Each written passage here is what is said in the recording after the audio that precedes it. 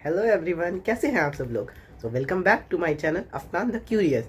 सो अब आप लोग को आईसीएससी मैथ्स का बहुत कमेंट आ रहा था कि कैसे मैनेज होगा, क्या करें नहीं करें। सो आज उसी पे बात करेंगे। तो मैथ्स एग्ज़ाम ऑब्वियसली मेरी आत्मा तुझे सताएगी, ऐसा कुछ नहीं है, आप लोग को डरने की बात नहीं है। मैथ्स एग्ज़ाम थोड़ा टफ पिछले साल तो आया था 2025 में, एंड 26 में भी सब डरा रहे होंगे कि टफ आएगा, क्या करना है नहीं करना है। सिलेबस भी ऑब्वियसली बहुत बड़ा है, सभी डर जाते हैं। इनफैक्ट कॉमर्स के स्टूडेंट भी मैथ्स लिए हुए हैं, वो लोग भी डर जाते हैं कैसे मैनेज होगा। सो आज मैथ्स के बारे में बात करेंगे। देखिए, उतना घबराने का बात नहीं है मैथ्स एग्जाम में, आपको पहले चिल रहना है।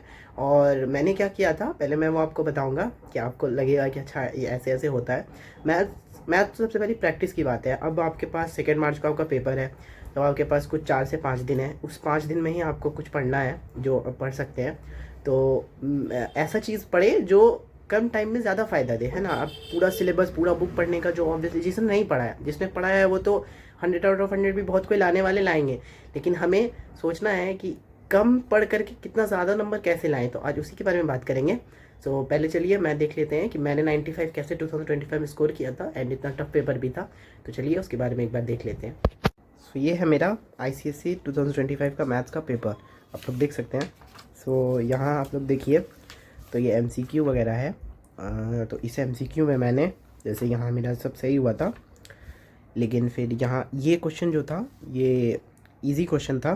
थ्रू ओरिजिन पास करना था, मतलब कि ये C इंटरसेप्ट जो है वो 0 होना चाहिए था, जो कि अब सिर्फ यहाँ है और यहाँ है, लेकिन पैरेलल टू द लाइन था, तो मतलब आपको M भी निकालना था इसमें स्लोप। लेकिन ये मेरा मुझे समझ ही नहीं आ रहा था, बिल्कुल मेरा आउट ऑफ चला गया था कि क्या करना है नहीं करना है। तो ये मैंने गलत कर दिया था, कुछ गलत कर दिया था, याद भी नहीं है, तो ये मैंने गलत ही माना, ठीक है। और बाकी ये सब मेरा सही हुआ था। फिर ये एक मैंने तुक्का मारा था। इसमें मैंने क्या किया था ना कि मुझे ये भी लग रहा था, ये भी लग रहा था, क्योंकि मुझे पता ही नहीं चल रहा था कैसे करना है। ट्रिगोमेट्री का बहुत अजीब सा सवाल आ गया था। सो मैंने बी लिख करके सी का आंसर लिख दिया था। शायद मेरा गलत हो या सही हो, मुझे नहीं पता एग्जामिनर ने क्या किया। इसके बाद मैंने ये एक तुक्का मारा था, मुझे बिल्कुल नहीं समझ में आ रहा था कि क्या करना है। और उसके बाद मैंने ये मैंने गलत मार्क कर दिया था, फिर मैंने सही कर लिया बाद में। ये वाला मेरा बहुत ईजिली सिली मिस्टेक हो गया था, इंक्लूडिंग GST था, एंड मैंने सिर्फ 110 लिख दिया था, ऐड करके ये आंसर होता। सो मैंने ये नहीं लिखा था, तो यहाँ मेरा ये गलत हो गया था। इसके बाद ये सब मैंने उसी टाइम मार्क कर लिया था। अच्छा, यहाँ आप जो भी आंसर मार्क करें ना बोर्ड्स के पेपर में, वो सब लिख के आ जाए मैथ्स में खास करके, ताकि आपको एग्जैक्ट पता चले। जैसे ये रूट 57 आया, तो आपको फुल नंबर ज़्यादा चांसेस है कि आप जितना स्टेप करेंगे वो फुल मतलब सही होगा, वो गलत होने का चांसेस ही नहीं। जैसे इसका आंसर 200 है, तो 200 मतलब फुल में लेके चल सकते हैं कि इसमें फुल मिलेगा, इसमें फुल मिलेगा, अप्रॉक्स। तो ये सब मैंने किया था। फिर ये सब का आंसर मैंने नहीं लिखा था, मगर मैंने आके चेक कर लिया था उसी टाइम, तो सब सही था। फिर यहाँ सब मेरा हो गया था, ये सब प्रूविंग वगैरह सब हो गया था। सो मैंने ये क्वेश्चन में बहुत बड़ी गलती कर दी थी। इसमें क्या था, फिगर 2 में टोटल सरफेस एरिया निकालना था, इसका, और मैंने क्वेश्चन ही नहीं पढ़ा था। तो आप लोग ये गलती ना करें। फिगर 1 का मैंने समझा कि ये पूरा निकालना है। सो यहाँ मैंने पूरा ही गलत कर दिया, इसका टोटल सरफेस एरिया निकाल लिया, एंड इसका निकालना था। सो मेरा नंबर इसमें कितना टीचर ने काटा पता नहीं, तो इसमें मैंने वही मिला जुला के देखे आपने 2-3 MCQ, और ये गलत हो गया। 4 नंबर का था ये, तो मेरा 95 आया पूरे पेपर में, जबकि 100 मैं स्कोर कर सकता था। पर मैं बहुत घबरा गया एक्चुअली पेपर में। मैंने रीडिंग टाइम बहुत वेस्ट कर दिया ये पेपर, ये सॉल्व करके रीडिंग टाइम में। मैंने सोचा कि ये सॉल्व करूँगा, रीडिंग टाइम मेरा वेस्ट हो गया, एंड मैंने गलती ये सॉल्व ही नहीं किया। ये टिक किया हुआ है, लेकिन मैंने ये सॉल्व नहीं किया, एंड मैंने उसके बदला ये अटेम्प्ट कर लिया था। सो मेरा टाइम बहुत वेस्ट हो गया था। आप लोग ऐसे ना करें, हड़बड़ाएं ना, पेपर को जल्दी जल्दी आराम से करना है करते हुए। शुरू में मैंने बहुत धीरे धीरे MCQ, अच्छा MCQ लिखने का मैं आप लोग को तरीका बताऊंगा कि कैसे लिखना है। आप लोगों ने मेरा पेपर देख लिया, तो मैंने प्रैक्टिस भी किया था, और मेन इंपॉर्टेंट भी पढ़ के गया था, जो पढ़ के आप लोग को जाना है। मैं भी आप लोग को बताता हूँ कि क्या इंपॉर्टेंट है। तो आप लोग देख सकते हैं कि यहाँ मैंने मोस्ट इम्पॉर्टेंट लिखा है कि क्या पढ़ना है और मतलब कहाँ से पेपर आएगा। तो यहाँ ये आप लोग देख सकते हैं, जैसे मैंने GST लिखा है, तो GST में पहले तो आप लोग इसका स्क्रीनशॉट ले सकते हैं, ठीक है। अच्छा, अब आप लोग यहाँ देख सकते हैं कि मैंने लिखा है GST में टेबल फॉर्म क्वेश्चन। ये एकदम मोस्ट इंपॉर्टेंट है, मतलब ये जो है ना ये हर साल आता है, एंड ये बैंकिंग में आप फार्मूला बेस्ड देख सकते हैं। और ये जो एक फार्मूला होता है वो आपका बैंकिंग से हो जाएगा। GST में सब कुछ करने का ज़रूरत नहीं है, क्योंकि अब उतना टाइम कहाँ है कि आप ये करने जाएँ वो करने जाएँ। मैथ्स का अगर आप बुक देखेंगे तो मैथ्स का इतना मोटा बुक है, तो उससे तो नहीं हो पाएगा। तो जैसे आप देख सकते हैं कि शेयर्स एंड डिविडेंड्स का आखिरी का 5 क्वेश्चन जो एक्सरसाइज का, वो आप लोग कर लें। जैसे कि आप मैथ्स का अगर बुक देखेंगे देखिए इतना मोटा बुक है, इतना मोटा बुक पॉसिबल है इसका हर क्वेश्चन करना एक दिन में? एक दिन तो नहीं है, अभी 5 दिन है, लेकिन 5 दिन में तो पॉसिबल नहीं है ना। तो जो मैं आपको बता रहा हूँ आप इस पर एकदम यकीन रखे जाएँ, इससे आपका 50 to 60 तो ईजिली आप 60 मान के चलें कि 60 नंबर का पेपर तो यही सब करने से आपका आ जाएगा, ठीक है। तो देखिए अभी मैं आपको बताता हूँ। तो अभी शेयर्स एंड डिविडेंड्स का जो एक्सरसाइज का क्वेश्चन होता है ना, एग्जाम्पल नहीं, एग्जाम्पल थोड़ा टफ होता है। एक्सरसाइज का 5 क्वेश्चन आप लोग कर लें। एंड लीनियर इक्वेशन जो है वो अनइक्वालिटी जो है वो 2 आता है, मतलब कि अब यहाँ कुछ एक्सप्रेशन रहेगा, जैसे मान लो यहाँ ये साइन हो गया, फिर यहाँ ये साइन हो गया, यहाँ एक्सप्रेशन है, ठीक है, और बोलेगा कि नंबर लाइन पे शो करो, ठीक है। तो जो एक्स सच दैट आएगा वो आप लोग एक्स सच दैट लिख करके जो भी आएगा नंबर लाइन पे शो कर देंगे। तो उसके लिए ये वाला प्रैक्टिस, तो ऐसा अब ये क्वेश्चन आएगा तो ऐसा आपको कितना करने का ज़रूरत है? 50 नहीं, सिर्फ आप 2 कर लीजिए, 3 कर लीजिए, हो गया, काम चल गया। क्वाड्रेटिक इक्वेशन में वर्ड प्रॉब्लम जो है वो टाइम एंड स्पीड का वो मोस्ट इंपॉर्टेंट है। देखिए वो हर साल लगभग, और मैंने पूरा रिसर्च करके देखा है ना, ये देखिए मैं आपको बता रहा हूँ कि आपको क्या एग्जैक्ट करना है, मतलब ये कर लो, वो कर लो, ऐसे कर लो, ऐसे करो, नहीं, क्या करना है वही बताया जाना है। यहाँ देखिए average speed 20 kilometre per hour बढ़ा, तो ऐसा क्वेश्चन आपको कम से कम 5 अटेम्प्ट करना है, ठीक है, 5 प्रैक्टिस करना है। ऐसा आएगा 4 नंबर आपको फ्री में मिल जाएंगे, 3 नंबर मिल जाएंगे, क्या पता सेक्शन ए में आ जाए। अच्छा, इसके बाद अगर हम लोग बात करें तो प्रोपोर्शन में कॉम्पोनेंट डिविडेंड, बस इतना ही करना है। और मतलब रेशियो तो है भी नहीं सिलेबस में, लेकिन प्रोपोर्शन का और अल्टरनेटिव और भी बहुत कुछ है, उतना टाइम, वो सब टाइम वेस्ट है। मतलब जो चीज़ अभी आपके लिए यूज़फुल नहीं है वो आप लोग अभी करके क्या फनेंगे। हाँ, जिसको 100 लाना है वो अपना पूरा पढ़े, प्रैक्टिस करे, जितना हो सकता है पेपर्स लगाए, लेकिन अभी फ़िलहाल आप लोग को ये सबसे पहले करना है। जैसे जीएसटी का टेबल फॉर्म जो क्वेश्चन होता है, जैसे मैंने दिखा देता हूँ मैं आपको, जैसे ये वाला क्वेश्चन है, एक सेकेंड, हाँ ये वाला क्वेश्चन, तो ये पता है मैंने गलती भी हो गया था, आप लोग मुझसे सीख सकते हैं कि ये 5% डिस्काउंट जो है मैंने नहीं लिखा था, तो ये देखा था और मैंने गलत कर दिया था, फिर मैं बाद में जल्दी किसी तरीके से सही किया तो मेरा हो गया। ये मतलब मोस्ट इंपॉर्टेंट है, ये सब आप लोग देख लेते हैं, ठीक है।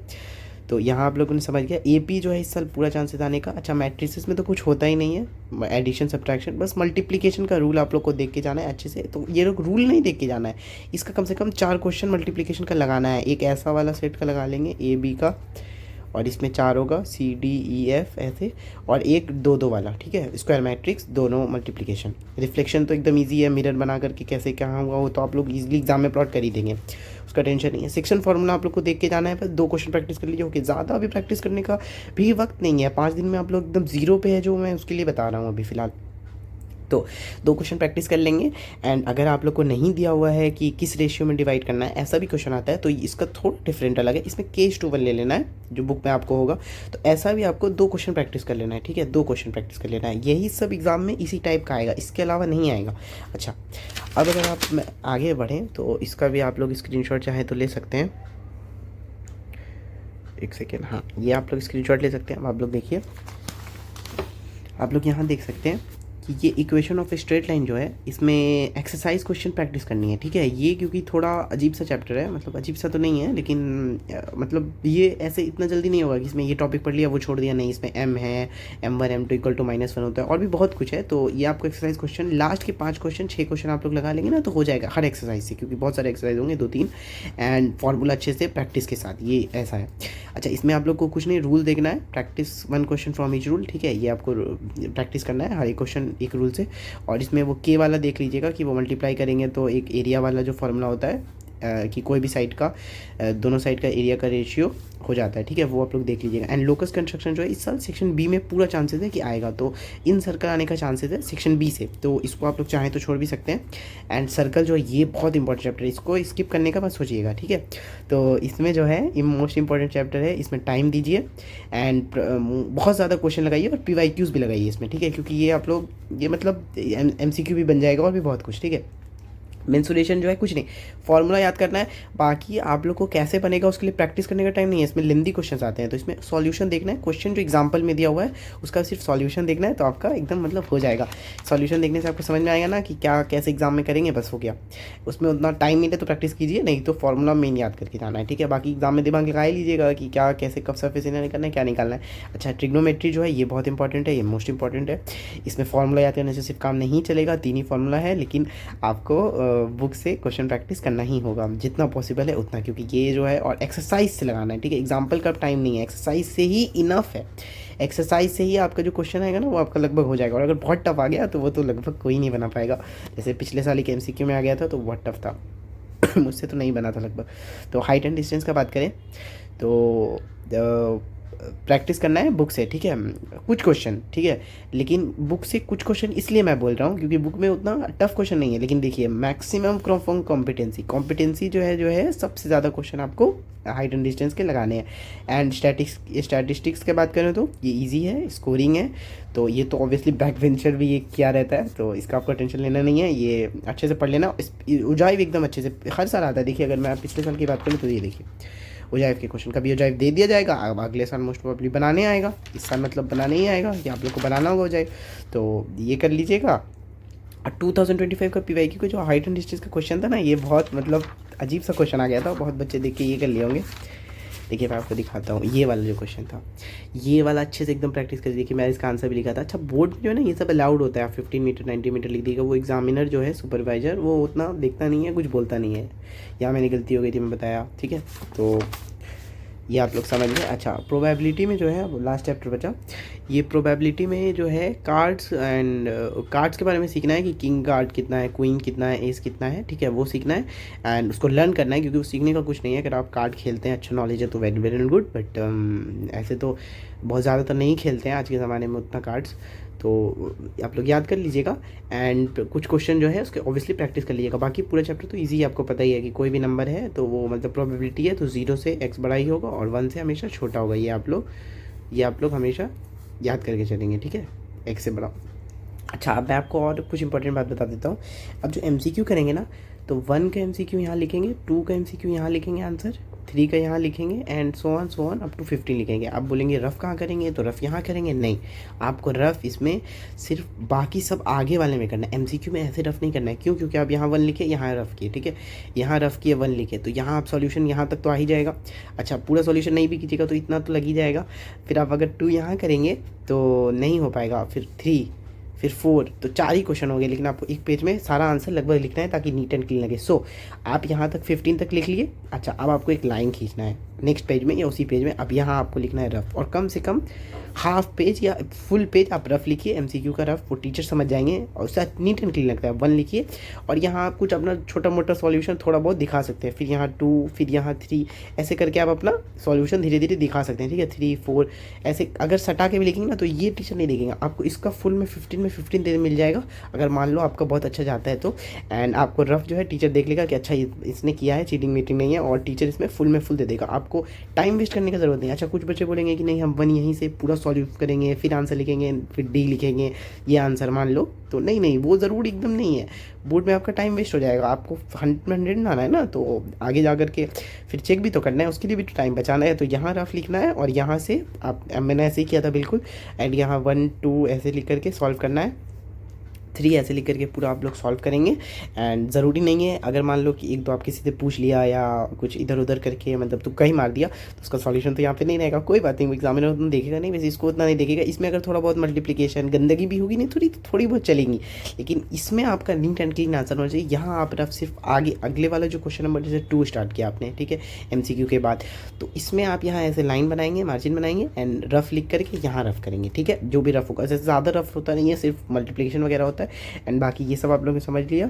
अच्छा इसमें मैं एक और चीज़ आपको बता दूं, ऐड कर दूं कि ये जो मैंने स्टार्ट किया है ना, ये मोस्ट इंपॉर्टेंट, इसको एकदम करके जाना, इसको आप छोड़ भी नहीं सकते हैं। जैसे कि आप अगर GST का बात करें तो जो टेबल फॉर्म क्वेश्चंस है वो एकदम करके जाना है, फॉर्मूला बेस्ड। अच्छा शेयर एंड डिविडेंड जो है ये थोड़ा हर एक्सरसाइज से आपको करना है 5 क्वेश्चन, उसके बाद शेयर्स एंड डिविडेंड, थोड़ा मुझे तो काफ़ी टफ लगता था एक MCQ, मैंने तुक्का मारा था एबव पार वाला, तो आप लोग ये देख सकते हैं, अगर आपको करना हो तो कर लीजिए, लेकिन मैंने आपको इंपॉर्टेंट चीज़ बता दी है कि इसमें 5 क्वेश्चन। अच्छा लीनियर इक्वेशन ये एकदम करके जाना है, क्वाड्रेटिक इक्वेशन ये सब आता है, हर साल आया, आप अगर 2020, 19, 18, 17 कभी कभी आप पेपर देखें, ये सब आपको मिलेगा ही मिलेगा, इसलिए बहुत रिसर्च करके ही लिखा गया है यहाँ पे, और अगर आप लोग देखना चाहें तो आप लोग देख सकते हैं। अच्छा प्रोपोर्शन जो है कंपोनेंट डिपेंडेंट ऑलमोस्ट हर साल आता है, ठीक है, सिद्धाचार्य फार्मूला एकदम पक्का आता है, ये फार्मूला एकदम अच्छे से रट लेना है।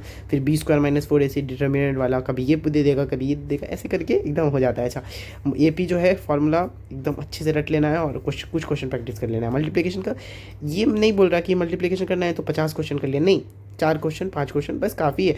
रिफ्लेक्शन ग्राफ ये तो मैं सच बताऊँ तो ये आज तक मैंने सही से किया ही नहीं था, ये तो एग्ज़ाम में ही जाके मेरा हो गया था, इसमें थोड़ा टाइम लगा था बस, लेकिन हो गया था।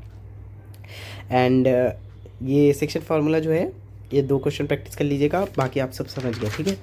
तो ये सब आप समझ गए ना कि क्या करना है। इस सिमिलरिटी आप छोड़ सकते हैं, लोकस कंस्ट्रक्शन छोड़ सकते हैं। सिमिलरिटी छोड़ने में नहीं बोल रहा हूँ एग्जैक्ट, लेकिन हाँ अगर आपको मतलब मोस्ट इंपॉर्टेंट करना है तो ये सर्कल नहीं छोड़ सकते आप। ट्रिग्नोमेट्री टफ लगेंगी लेकिन इसको आपको मैनेज करना होगा। आप मैनेज कैसे होगा, प्रैक्टिस से होगा, प्रैक्टिस से आपको सोचना होगा। और एक्सरसाइज के क्वेश्चन, अब एग्जाम्पल करने के टाइम नहीं है कोई यहाँ फालतू इधर उधर नहीं, एक्सरसाइज के क्वेश्चन प्रैक्टिस कीजिए। और पीवाईक्यूज कुछ देखना है तो देख लीजिए, सबसे इंपॉर्टेंट पीवाईक्यूज देख लीजिए अगर आपको किसी भी चैप्टर का डाउट हो रहा है तो।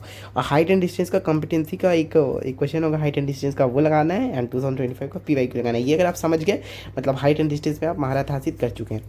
एंड स्टैटिस्टिक्स तो आप समझ गए कि ये इजी स्कोरिंग है, ये तो आप पढ़ लीजिएगा इजी। कुछ बच्चे को लगेगा कि इसमें बहुत सारा है, मीन निकालने का अलग है, मीडियन का अलग है, तो कोई बात नहीं, थोड़ा तो पढ़ना ही होगा। बिना पढ़े तो आप चाहेंगे कि आपका 60 आ भी जाए। एंड ये सिर्फ 60 के लिए नहीं है, ये बहुत अच्छा मतलब ये मैं बोल रहा हूँ कि ये आप करके जाएंगे, इसके बाद आपको जो एक्स्ट्रा बचेगा वो आप मतलब कि जैसे आपको कुछ टाइम बचा, ये पूरा हो गया तो उसके बाद आप और प्रैक्टिस कीजिए, अच्छा ही है। और जो भी पढ़ने वाले बच्चे होंगे उनके 80 भी आएंगे जिनका फुल प्रैक्टिस होगा। तो ये आप लोग समझ गए होंगे। एंड प्रोबेबिलिटी वगैरह कार्ड्स वगैरह लर्न कर लेना है, इसका भी आप चाहें तो स्क्रीनशॉट ले सकते हैं। तो समझ गए होंगे कि कैसे करना है। एंड इसमें मैंने आप लोग का मैंने लास्ट ईयर का मैंने कैसे किया था, मेरा कहाँ कहाँ मिस्टेक हो गया था जहाँ आप लोग का नहीं होना चाहिए। एंड कैसे टाइम मैनेज करना है, प्लस बाकी सब जो क्वेश्चन है ना उसमें राइट हैंड साइड में मार्जिन खींच करके रफ लिख दीजिएगा। लेकिन मैंने एमसीक्यू कैसे करना है, कहाँ एकदम लास्ट में रफ खींच करके बनाना है, वो मैंने आप लोग को बता दिया। तो आशा है कि आप लोग को बहुत हेल्प मिला होगा इससे। एंड एमसीक्यू कैसे करना है ये डिस्कस कर लिया, कौन सा मोस्ट इंपॉर्टेंट है वो सब कर लिया। तो आप लोग यही करके जाइएगा, तो आप लोग को एकदम घबराना नहीं है, एकदम पेपर में एकदम चिल होकर यही आएगा। आप लोग देख लीजिएगा, अगर आप लोग को यकीन नहीं है, आप 2024, 23, 22, 21, 20 5, 6, 7 साल का आप लोग पीवाईक्यूज देखिए, इससे आएगा। अच्छा एक और इम्पॉर्टेंट बात ये डिस्कस करनी थी कि पीवाईक्यूज जो है अब वो आप लोग को प्रैक्टिस उतना नहीं करना है। क्यों? क्योंकि पीवाईक्यूज जो है पेपर थोड़ा टफनेस हो गया। जैसे हाइट एंड डिस्टेंस का भी आप क्वेश्चन देख सकते हैं। तो मैथ्स में जो बुक के एक्सरसाइज के क्वेश्चन है ना उसको फॉलो करना है, जो मैंने इंपॉर्टेंट दे दिया है उसमें। प्लस आपको कॉम्पिटेंसी बेस्ड के वो सब चैप्टर्स के जो इंपॉर्टेंट क्वेश्चंस हैं वो लगा लीजिएगा। जैसे मैंने जो आपको इंपॉर्टेंट टॉपिक्स दे दिया, टॉपिक्स तो मैंने बता दिया चैप्टर में कि क्या पढ़ना है क्या नहीं। और उसमें जो कॉम्पिटेंसी बेस्ड में कुछ क्वेश्चंस है वो, क्योंकि जो करके जाना है वो पुख्ता करके जाना है। ऐसा नहीं कि मैंने सब पढ़ लिया, ये पढ़ लिया वो पढ़ लिया तो इसमें थोड़ा बहुत इसका याद आएगा, थोड़ा बहुत इसका याद आएगा, टीचर दोनों में नंबर काट लेगा। तो ऐसे क्या होगा कि आप मान लो कि 7 नंबर का क्वेश्चन है 8 नंबर का, तो आपको 2 4 या हो सकता है 0 0 ही मिल जाए, तो 1 4 मिल जाएगा, वो अच्छी बात है ना। एंड यही मोस्ट इंपॉर्टेंट है, तो इतना ही पढ़ के चले जाएं, आप लोग का हो जाएगा। एंड घबराने की इसमें कोई बात नहीं है, एकदम चिल होकर पेपर देना है बस, ठीक है। और आप लोग को समझ में आ गया होगा मैथ्स का पेपर कैसे हैंडल करना है। कोई भी डाउट हो तो आप यहाँ मुझसे पूछ सकते हैं। एंड कमेंट भी आप कर सकते हैं। सो चलिए आप लोग मिलते हैं अगली वीडियो में, तब तक के लिए बाय।